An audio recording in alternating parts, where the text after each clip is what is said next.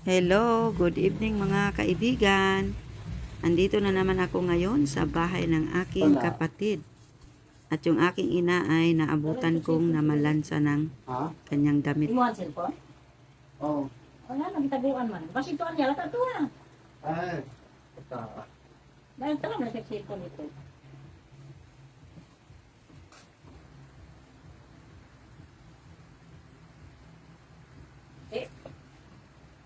Maganda yung puti.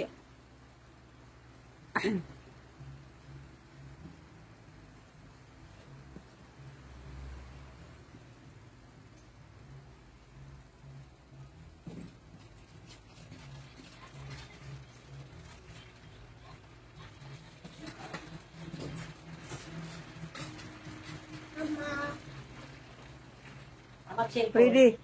Hindi. Ikuha. Pretty. Ikuha na cellphone. Sakit ulo. Napawis na ako. So ayan, namamalansa pa rin ang aking ina ng kanyang mga damit. Kaya ma, yan ma, maganda yan siya ma. Maganda siya kasi puti, no? May kasi na puti Diyos ko. Oo. Ako nga, gusto ko nga yung puti eh.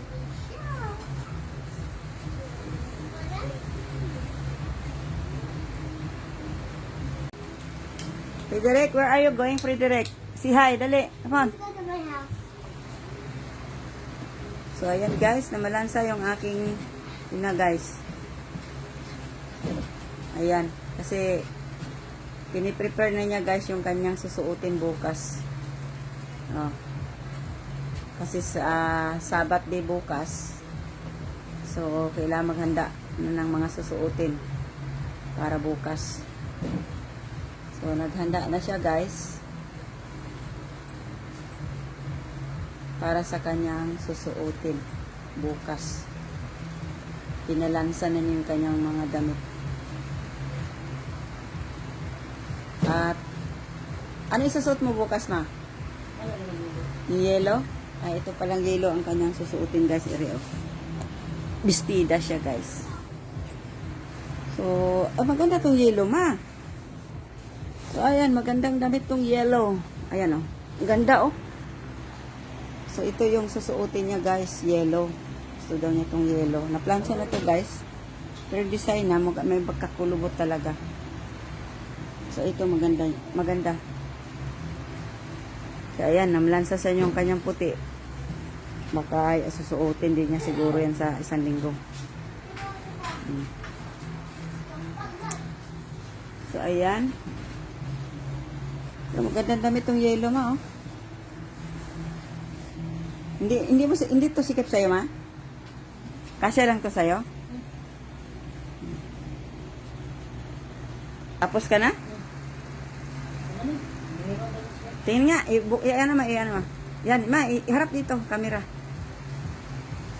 Ayan, maganda nga. Magandang damit yan. Yan ang magandang damit. Pero itong dilaw ang suot ito. Sige, ito ma. So, yan daw yung susuotin niya guys, oh. Ang ganda.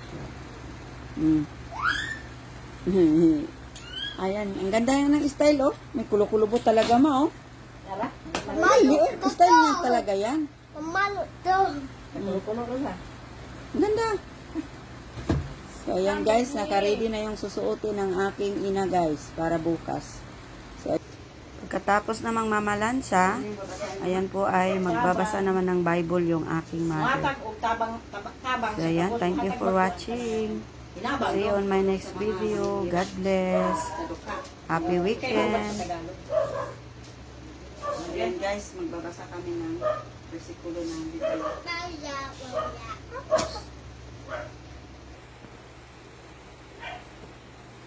Ano yung ating babasahin mo? Dahil yung ating babasahin.